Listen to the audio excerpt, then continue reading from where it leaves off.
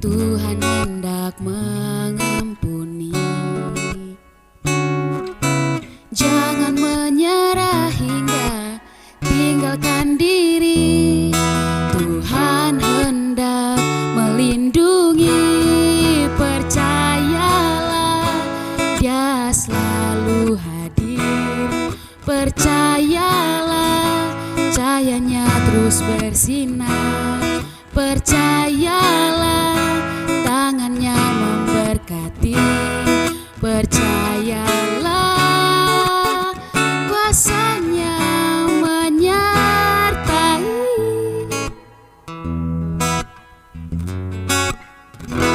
Mari mengarahkan hati agar Dia mengubah hidup ini.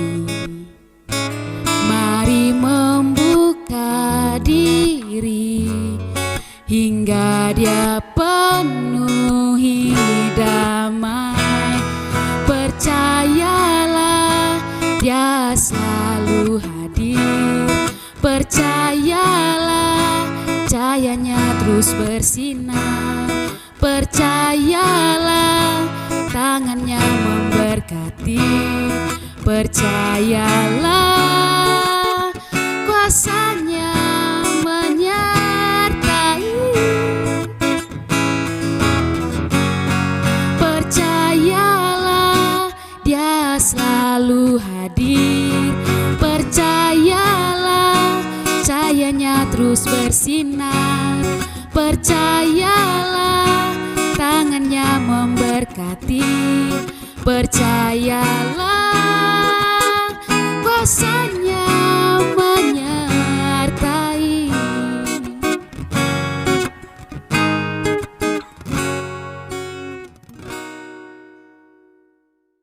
Shalom Bapak Ibu dan Saudara yang kasih Tuhan. Syukur pada Tuhan karena hari ini kita masih bisa berjumpa kembali dalam ibadah tengah minggu. Dan sebelum kita bersama-sama merenungkan firman Tuhan, mari kita berdoa. Tuhan, kami mengucap syukur karena hari ini kami boleh berjumpa kembali secara virtual dalam ibadah tengah minggu. Kiranya Tuhan menolong kami jika sebentar kami hendak membaca dan merenungkan firman-Mu. Biarlah firman Tuhan ini boleh tertanam, bertumbuh, dan berbuah dalam kehidupan kami. Di dalam nama Tuhan kami, Yesus Kristus, kami berdoa dan mengucap syukur. Amin. Firman Tuhan pada hari ini saya bacakan dari Injil Yohanes, pasal yang ke-14, ayat yang ke-27. Demikian firman Tuhan. Damai sejahtera ku tinggalkan bagimu. Damai sejahtera-Ku kuberikan kepadamu. Dan apa yang kuberikan tidak seperti yang diberikan oleh dunia kepadamu. Janganlah gelisah dan gentar hatimu. Bapak, Ibu, dan saudara yang kasih Tuhan, pada suatu saat ada percakapan antara seorang hamba Tuhan dengan jemaat yang datang kepadanya dan menyampaikan banyak keluhan. Bahkan dia menceritakan berbagai pergumulan yang ia alami. Hingga pada satu titik, sang hamba Tuhan bertanya kepadanya, "Apa yang sebenarnya Anda cari dalam hidup yang Anda jalani?" Lalu orang itu menjawab, "Selama bertahun-tahun saya merancang masa depan saya sedemikian rupa hingga semuanya tercapai satu persatu. Namun ketika persoalan muncul, saya jadi tidak tenang karena saya khawatir jika semuanya akan hilang ketika persoalan itu tidak diatasi." Dengan jawaban itu sang hamba Tuhan bisa menyimpulkan. Ia berkata kepada jemaat itu, "Jadi Anda hanya tenang jika semuanya ada. Jika itu yang Anda rasakan, berarti Anda belum sungguh-sungguh menemukan kedamaian." Nah, Bapak, Ibu, dan saudara yang kasih Tuhan, seringkali sebagai manusia kita merasakan kehilangan rasa damai dalam hati kita hanya karena berbagai hal yang tidak bisa kita capai atau kita khawatirkan akan hilang dari kehidupan kita. Oleh karena itu, firman Tuhan pada hari ini sangat menolong kita untuk memahami makna damai sejahtera yang sudah Tuhan berikan kepada kita. Injil Yohanes pasal 14 ayat 27 tadi menyatakan dengan jelas bahwa damai sejahtera ku tinggalkan bagimu, damai sejahtera ku berikan kepadamu. Oleh karena itu, mari kita belajar dua hal secara sederhana pada hari ini. Yang pertama adalah kalimat tadi berkata, damai sejahteraku kuberikan bagimu, kutinggalkan bagimu. Nah Bapak Ibu dan saudara yang kasih Tuhan, memang konteks dari teks yang kita baca hari ini adalah karena Tuhan Yesus akan segera meninggalkan dunia dan kembali kepada Bapa di surga. Oleh karena itu, murid-murid yang akan ditinggalkan oleh sang guru tentu merasa khawatir, tentu merasa takut, karena para murid sadar bahwa mereka akan menghadapi kesulitan karena status mereka sebagai murid Yesus. Oleh karena itu, Tuhan Yesus menyatakan bahwa engkau tidak perlu takut, engkau tidak perlu gelisah, engkau tidak perlu gentar, karena ada damai sejahtera yang akan kutinggalkan bagimu. Oleh karena itu, Bapak Ibu dan saudara yang kasih Tuhan, janji Tuhan Yesus adalah Ia meninggalkan dan memberikan damai-Nya bagi para murid. Namun demikian, ternyata tidak hanya terlepas dari apa yang akan ditinggalkan oleh Tuhan Yesus, tetapi justru di sini dinyatakan ada dua syarat yang harus dilakukan oleh para murid agar damai sejahtera yang ditinggalkan itu bisa dirasakan dan melingkupi para murid.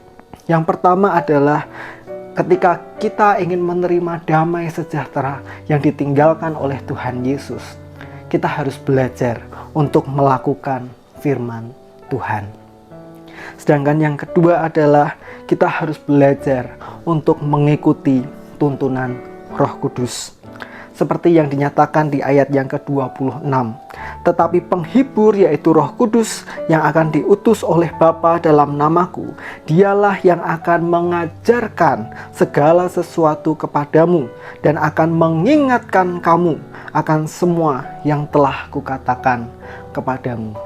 Dengan demikian jelas sudah bahwa damai sejahtera yang Tuhan Yesus tinggalkan hanya berlaku bagi orang-orang yang melakukan firman Tuhan dan hidup seturut dengan tuntunan Roh Kudus. Damai itu bukan saat Tuhan Yesus menyelesaikan semua persoalan atau kesulitan kita, tetapi justru saat segala kesulitan kita hadapi dengan sikap taat pada firman Tuhan dan tuntunan Roh Kudus.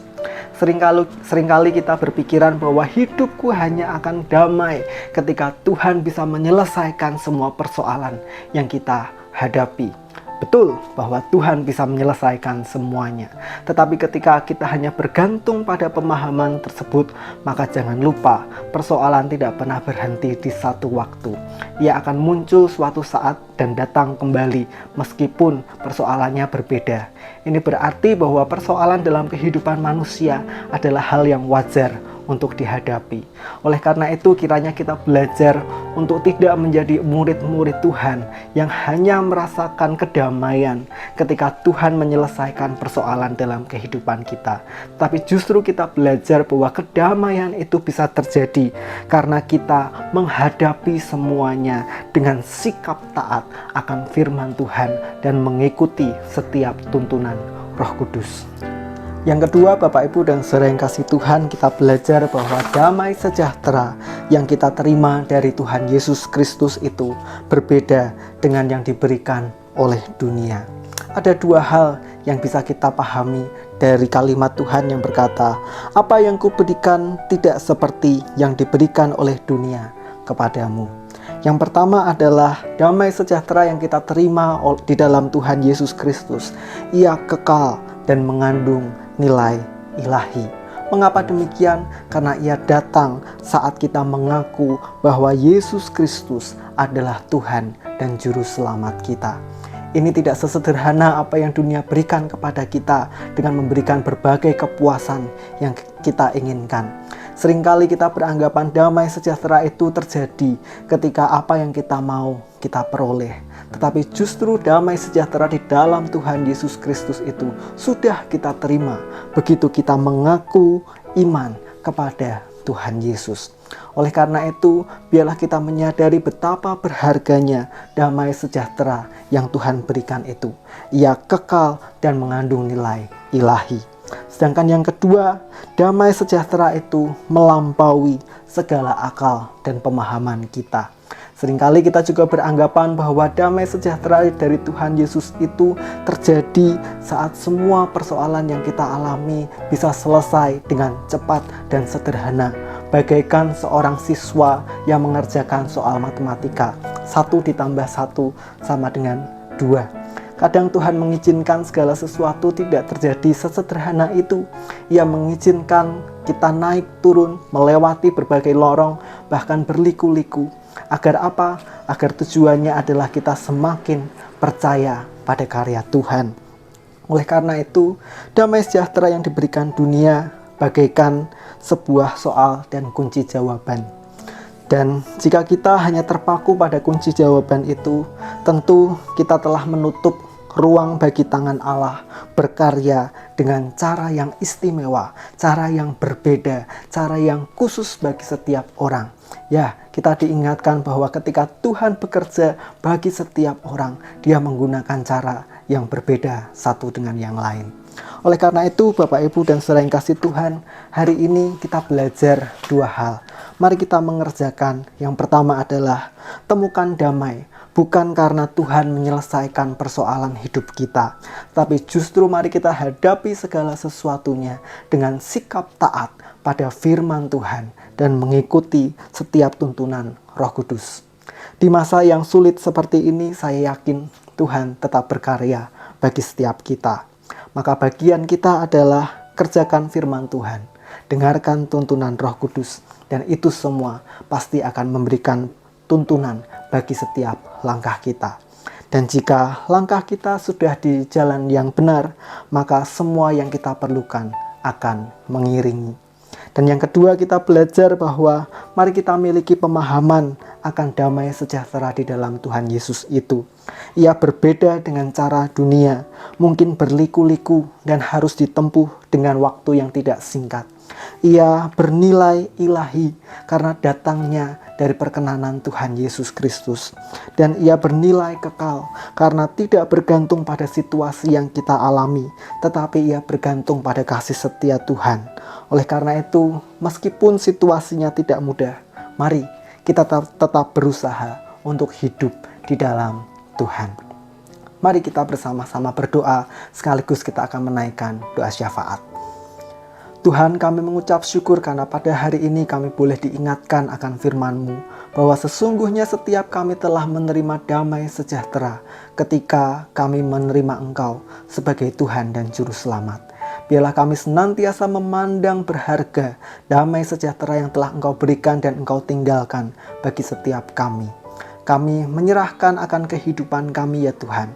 Biarlah meskipun masa-masa sulit kami hadapi, kami senantiasa berharap hanya pada damai sejahtera yang telah Engkau berikan. Saat ini kami membawa dalam doa untuk gereja yang Tuhan hadirkan dalam kehidupan kami, yaitu GKMI Salatiga. Meskipun saat ini kami kembali harus beribadah di rumah masing-masing, biarlah semangat itu tidak luntur dan kami boleh terus mengerjakan semuanya dengan sukacita. Kami juga berdoa untuk setiap hamba Tuhan, majelis jemaat, pengurus komisi maupun rayon yang ada. Tuhan berikan mereka semangat untuk melayani di tengah situasi yang tidak mudah ini. Kami juga berdoa ya Tuhan bagi jemaat yang saat ini harus tetap mengalami perawatan di rumah sakit maupun mengalami karantina mandiri di rumah. Kiranya Tuhan berikan semangat bagi mereka. Tuhan pakai setiap obat-obatan, Tuhan urapi itu semua dengan kuasa Roh Kudus, sehingga boleh menolong setiap saudara kami untuk mengalami kesembuhan. Kami menyerahkan pula untuk bangsa dan negara kami. Tuhan memberkati para pemimpin kami yang ada di pemerintahan, baik yang di pusat sampai ke daerah-daerah. Biarlah urapan Roh Kudus tercurah atas mereka. Kami pada akhirnya juga menyerahkan pergumulan kami masing-masing, baik dalam kesehatan, pekerjaan, keluarga, bahkan yang studi atau belajar di rumah. Tuhan kiranya memberkati sehingga semuanya boleh kami jalani dengan pertolongan Tuhan. Terima kasih ya Tuhan untuk kesempatan beribadah pada hari ini. Biarlah semua yang kami kerjakan ini menyenangkan Tuhan. Dan Kiranya kasih karunia, rahmat, dan damai sejahtera dari Allah Bapa, Putra, dan Roh Kudus menyertai kami semua dari sekarang sampai selamanya. Amin. Selamat menikmati damai sejahtera yang sudah Tuhan beri.